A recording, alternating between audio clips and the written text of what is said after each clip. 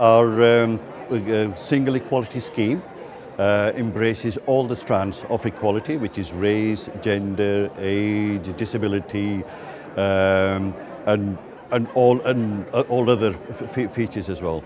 It's been the way it's been drafted is actually involves everybody. We have our students, we have our stakeholders, our governors, everybody's involved. It's reviewed on a regular basis, and we monitor the impact of that on a regular basis.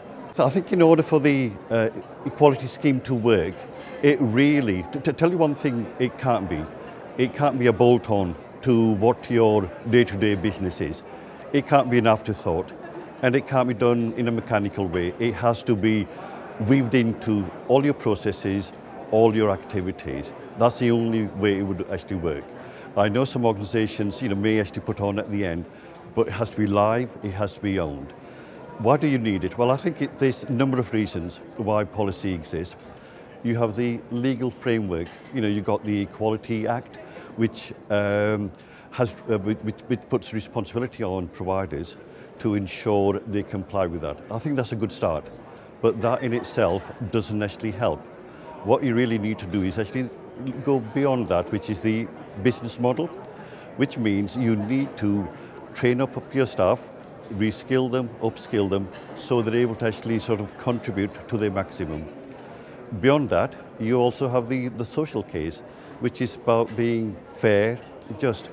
If you go down that road and you have a workforce who are trained, they will feel respected, they'll feel sort of sense of pride, and if they do that, they'll be more efficient. And also, if they're achieving qualifications and skills, they'll be able to actually contribute to the business cycle itself. So in order to do that, training staff is a good idea. You create a team who are much more efficient, and it creates a better atmosphere. Well, the policy itself is okay in itself. The policy won't deliver anything. What you need to do is turn the policy into an action plan. And what we did was we actually looked at the policy. We came up with a very detailed action plan, which is to do with staff development, from marketing to recruitment.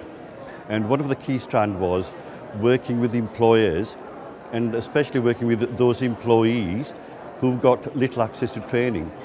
And our Train to Gain project, which is to do with the taxi drivers, is a good example. There are lots of taxi drivers, say in Birmingham, who are second language speakers, who've got no formal qualifications, and in order for them to maintain their license, they need to be qualified.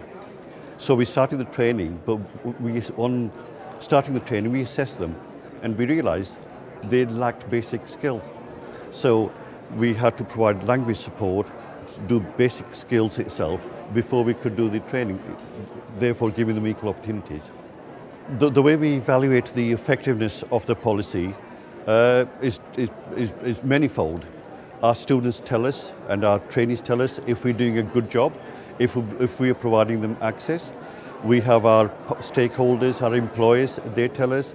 Our governors, we have to report to our governors on a regular basis on the targets we set ourselves in terms of equality and what we're doing. We monitor everything in terms of recruitment, retention, progression, and we actually have to report by gender, by ethnicity, how well different communities are doing. So the report goes to the governors, and then of course, winning this award, ESF award, validates our scheme itself. Last year, our Ofsted inspectors, they came in, and they also gave us an outstanding grade in equality. My advice to anybody else who's looking to improve their practice in equal opportunities would be to take a holistic approach to the whole issue. It isn't a one-off thing. It has to be weaved into your organizational operations. You need somebody who champions it. In our college, we have a director and a deputy director. We have one of our governors who is the named person for equality. At my level, I actually am responsible for delivering equalities. So you need to have named people. You need to actually train your staff. You need to actually be monitoring it and publicizing what you have.